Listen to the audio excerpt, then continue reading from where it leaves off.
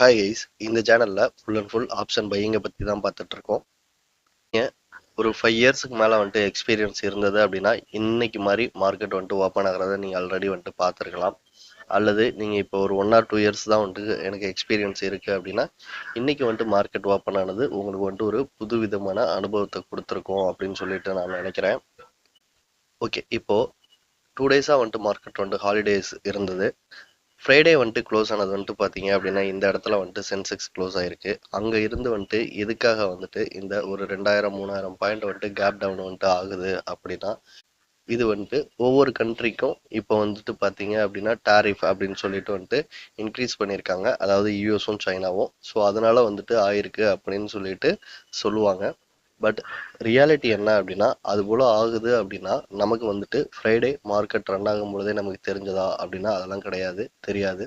அப்படியே சப்போஸ் வந்துட்டு தெரிஞ்சிருந்தாலுமே இவ்வளோ பெரிய கேப் டவுன் வந்துட்டு ஆகும் அப்படின்னு சொல்லிட்டு யாராலையுமே வந்துட்டு கெஸ் பண்ண முடியாது. ஸோ அதனால தான் நான் சொல்கிறது, இன்ட்ராடேல அன்னைக்கு வந்துட்டு ஒரு டிசிஷனை வந்துட்டு நம்ம மேக் பண்ணணும்.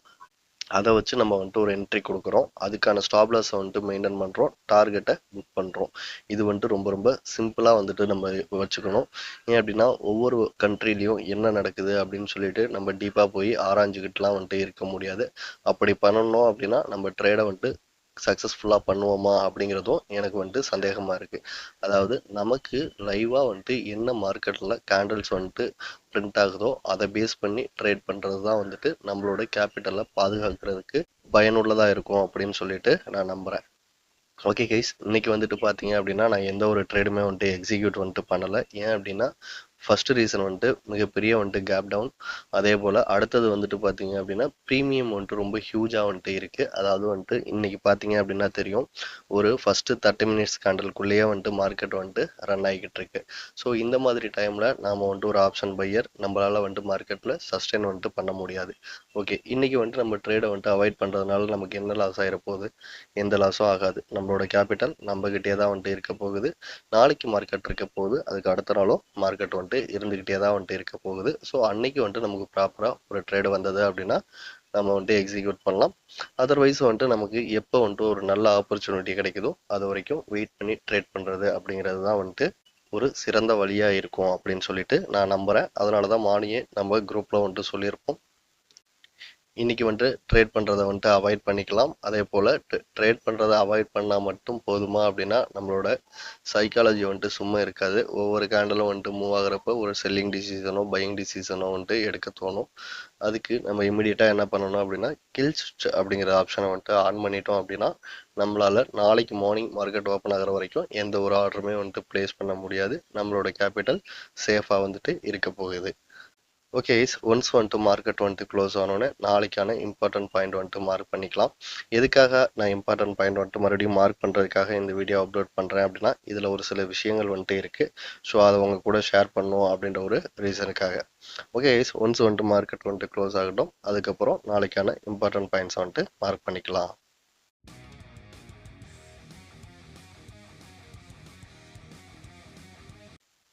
ஓகே கைஸ், இப்போ வந்துட்டு பார்த்தீங்க அப்படின்னா மார்க்கெட் வந்துட்டு க்ளோஸ் ஆகிடுச்சு. நான் வந்துட்டு ஒரு சார்ட்டை மட்டும் எடுத்துக்கிறேன். இதனால் அப்படின்னா ஒரு சார்ட்டை நம்ம எக்ஸ்பிளைன் பண்ணும்போது கொஞ்சம் ஈஸியாக வந்துட்டு புரியும். ஓகே, இங்கே பாருங்கள், மார்க்கெட் வந்துட்டு ப்ரீவியஸாக வந்துட்டு ஃப்ரைடே இந்த இடத்துல க்ளோஸ் ஆகிருக்கு. தென் வந்துட்டு இங்கே வந்துட்டு ஓப்பன் ஆகிருக்கு இல்லையா? ஓகே, இப்போது இந்த ப்ரைஸஸ்லாம் வந்துட்டு ட்ரிகர் ஆகி முடிஞ்சிருச்சு. ஆனால் இந்த கேப்பில் இருக்க ப்ரைஸஸை நாம் என்ன பண்ணுறது அப்படின்னு சொல்லிட்டு ஒரு டவுட் வரும் இல்லையா? இப்போது நம்ம ட்ரேட் பண்ண போகிறோம் அப்படின்னா இந்த இடத்துல உள்ளதெல்லாம் ஆல்ரெடி க்ரீன் கலர் லைனில் மார்க் பண்ணோம் அப்படின்னா நம்ம க்ரீன் கேண்டலோட பாட்டமில் மார்க் பண்ணியிருப்போம். அது வந்துட்டு ஒரு சப்போர்ட் பாயிண்ட்டாக வந்துட்டு ஒர்க் ஆகிருக்கும். இனிமேல் இது வந்துட்டு என்ன ஒர்க் ஆகும் அப்படின்னா, அதாவது இந்த க்ரீன் கலர் லைன்ஸ் எல்லாமே ப்ரைஸ் வந்துட்டு இம்மிடியட்டாக ட்ராப் ஆனதுனால ரெசிஸ்டன்ஸாக வந்துட்டு ஒர்க் ஆகிறதுக்கு வாய்ப்பு இருக்குது. இப்போது நான் 3 minute சார்ட்டாக வந்துட்டு இன்றைக்கி சேஞ்ச் பண்ணுறேன். சென்செக்ஸில் நம்ம வந்துட்டு ஒரு ட்ரேட் கூட வந்துட்டு நம்ம இன்றைக்கி எடுத்துருக்க மாட்டோம். ஆனால் பாருங்கள், இங்கே வந்துட்டு ஒர்க் ஆகிருக்கு பாருங்கள். அதாவது இந்த கேண்டில் வந்துட்டு அப்சைடு வந்துட்டு க்ளோஸ் ஆகுது, இம்மீடியட்டாக வந்துட்டு ஒரு ரிவர்சல் கேண்டில் வந்துட்டு ஃபார்ம் ஆகுது. ஓகே, அதுக்கப்புறம் வந்துட்டு மார்க்கெட் வந்துட்டு டவுன் சைடு நல்ல மொமெண்டம் வந்துட்டு கொடுத்துருக்கோம். என்னையை பொறுத்த வரைக்கும் நான் வந்துட்டு ஏன் ட்ரேட் பண்ணல அப்படின்னா, எனக்கு ப்ரீமியம் வந்துட்டு கூட இருந்தது அப்படின்னா எனக்கு ட்ரேட் பண்ண முடியாது. ஏன் அப்படின்னா என்னோட லாஜிக் வந்துட்டு அப்படி தான் நான் வந்துட்டு டெவலப் பண்ணி வந்துட்டு வச்சுருக்கேன். ஓகே. இப்போ என்ன பண்ணலாம் அப்படின்னா, இப்போ நமக்கு பார்க்கும் பொழுது எந்தெந்த லைன்ஸ் எல்லாம் வந்துட்டு ப்ரைஸ் வந்துட்டு ட்ரிகர் ஆகிருக்கோ, ஸோ அது எல்லாமே வந்துட்டு கேன்சல் பண்ணிக்கலாம். அதாவது டெலீட் பண்ணிக்கலாம். டெலீட் பண்ணிவிட்டு பேலன்ஸ் வந்துட்டு, அதாவது இன்னைக்கு ஏதாவது வந்துட்டு ஃபார்ம் ஆகிருந்தது அப்படின்னா அதை வந்துட்டு நம்ம மார்க் பண்ணிக்கலாம்.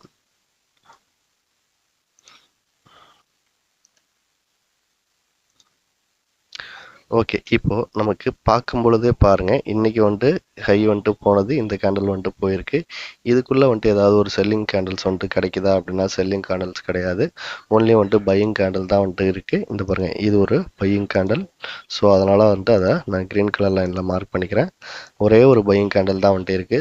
தென் வந்துட்டு பார்த்தீங்க அப்படின்னா இந்த லாஸ்ட் 15 மினிட்ஸோட ஹைலோ வந்துட்டு நம்ம பிளாக் கலர் லைன்ல மார்க் பண்ணிக்கலாம். ஓகே. இப்போ இந்த மாதிரி வந்துட்டு ஒரு ட்ரேட் செட்டப் வந்தது அப்படின்னா நம்ம என்ன பண்ணணும் அப்படின்னு சொல்லிட்டு அப்டேட் வெர்ஷனில் நம்ம ஆல்ரெடி வந்துட்டு எக்ஸ்பிளைன் வந்துட்டு பண்ணியிருக்கோம். ஓகே. இப்போ நாம நாளைக்கு வந்துட்டு சென்செக்ஸ் எக்ஸ்பைரினால சென்செக்ஸுக்கு தான் வந்துட்டு ஃபர்ஸ்ட் ப்ரிஃபரன்ஸ் கொடுக்கணும். ஆனால் சென்செக்ஸுக்கு சப்போர்ட்டாக வந்துட்டு பார்த்தீங்க அப்படின்னா நாம நிஃப்டி சார்ட்டுமே வந்துட்டு வாட்ச் பண்ணணும். ஸோ அதனால நிஃப்டி சார்ட்டுமே வந்துட்டு மார்க் பண்ணிக்கலாம்.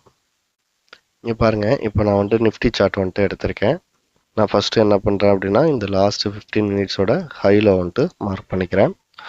இப்போது நமக்கு சென்செக்ஸை பொறுத்த வரைக்கும் ஒரே ஒரு பையிங் கேண்டில் தான் வந்துட்டு கிடச்சிருக்கும்.